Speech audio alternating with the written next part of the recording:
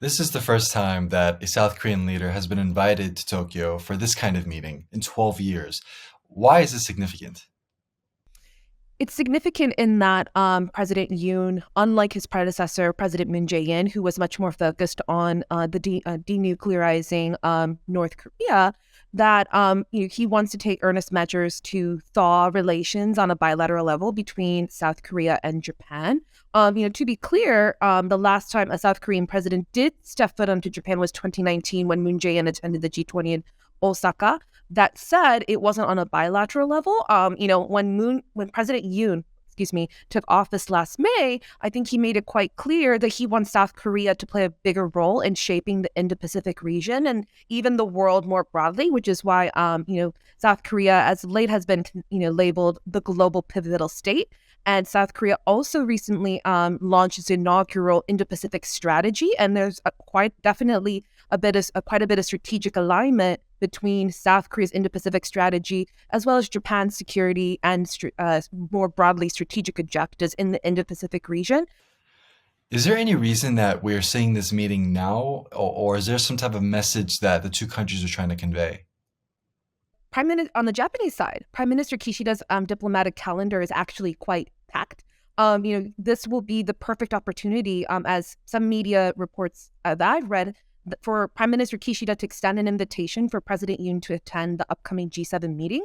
And this weekend, Germany's Chancellor Olaf Scholz will be in Japan. When Prime Minister Kishida went on a tour in Europe and North America, to be clear, being both Canada and the United States, Prime Minister Kishida did not visit Germany. And so in this case, I think Prime Minister Kishida's objective here is to also, push or project his G7 agenda. And I think South Korea, President Yoon's visit is part of that picture. We've seen an increase in cooperation between US, Japan, and South Korea. But do you think we'll see more exchanges between South Korea and Japan, given that they share this kind of immediate threat from Russia in the north, North Korea, and as well as Chinese aggression in the East China Sea? That's a great question. And I think it's a good point that you brought up Russia, because one of the common things that both Prime Minister Kishida and President Yoon share is that they're actually both the first leaders from their respective countries to attend the NATO summit last June. And, earlier this year, NATO's Secretary General Jens Stoltenberg visited both Korea and Japan, I think, for the purpose of enhancing defense cooperation in support of the Ukraine's war efforts in fighting the aggression against Russia.